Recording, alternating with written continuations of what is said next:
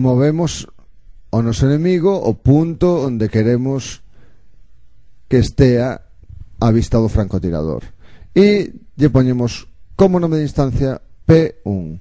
Ao segundo dos enemigos porémoslle como nome de instancia P2, e así sucesivamente os enemigos que queramos dispoñer nesta cidade, P3, P4, etc, etc. Iso si, teremos que ter en conta o número de persoas que situamos. Cal é o seguinte paso? Introducir un pouco de código. Que o primeiro que facemos? O primeiro será decirlle ao ratón que se debe esconder.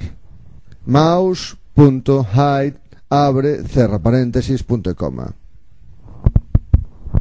Despois que diremos que arrastra o obxectivo. Start drag, abrimos paréntesis, comiñas, obxectivo, cerramos comillas, coma, true, cerramos paréntesis e punto e coma. E despois definimos o número de persoas, guión baixo persoas igual a 3, que son o número de persoas que situamos no noso escenario. 1, 2 e 3. Se situamos outro máis, unha cuarta persoa, deberemos de poñer tamén un nome de instancia, P4, e cambiar o código de número de persoas para que este número sexan 4 persoas. Este será o primeiro fragmento de código. Agora o que queremos é decirlle ao noso programa que se acertamos cos tiros teñen que desaparecer os obxectivos.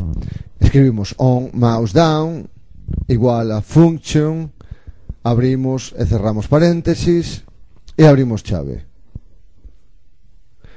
Isto é o que debemos facer cada vez que facemos clic co rato. On mouse down.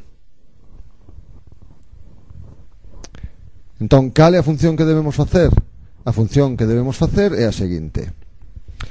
Abrimos un bucle for, abrimos paréntesis, i igual a 1, punto e coma, i menor igual que o número de persoas que escribimos antes, punto e coma, i máis máis, quere decir que incrementamos cada vez no bucle un punto, cerramos paréntesis, abrimos chave, e unha condición.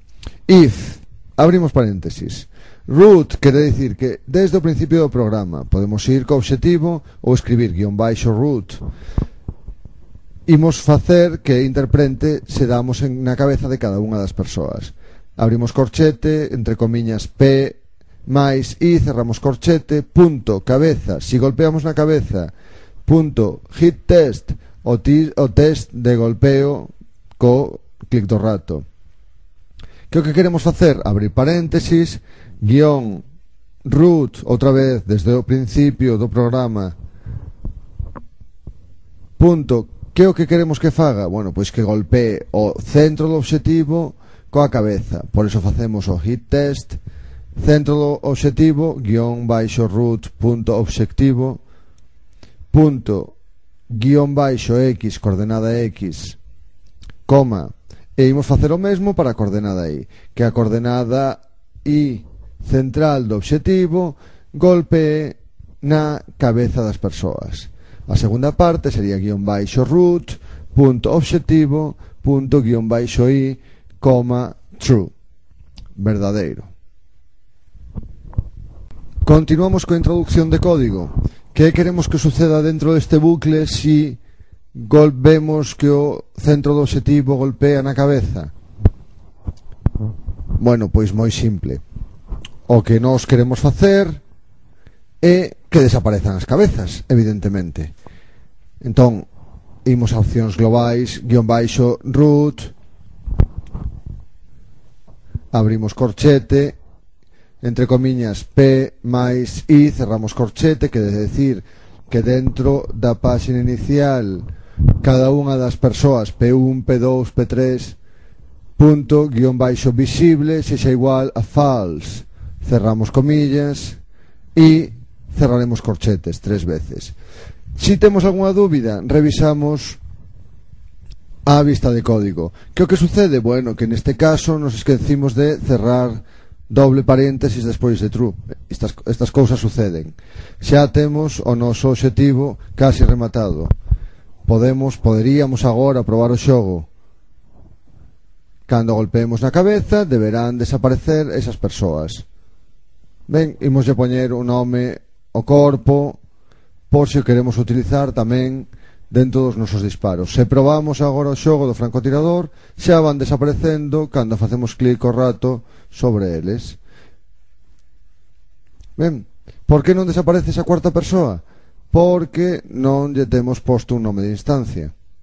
Agora xa nos queda solo guardar o xogo e posteriormente poderemos facer modificacións sobre el.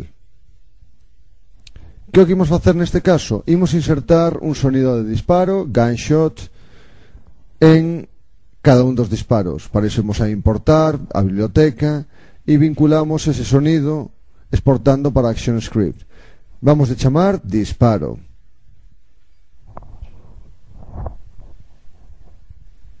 Probamos o sonido de disparo, como sona, e agora imos facer un pouquiño máis de código para asocialo a cada vez que facemos clic o rato. Abrimos outra vez accións, nos situamos ao principio de todo, creamos unha variable S e lle poñemos igual a new espacio sound, abrimos e cerramos paréntesis, punto e coma. Entón, S vai ser unha variable asociada a un sonido. Que o que facemos despois? S.attach sound, asociamos a un sonido e lle poñemos entre paréntesis o nome do sonido, entre comiñas, disparo, e cerramos punto e coma. Que é o seguinte que debemos facer? Bueno, pois debaixo da función onMouseDown function, o que debemos facer é decir que comece ese sonido de disparo. Nos poñemos xusto antes do for e escribimos S, que é a nosa variable, punto start, que comence, abrimos paréntesis, escribimos 0,1, cerramos paréntesis e punto e coma. E agora xa vai sonar o noso disparo cada vez que utilicemos.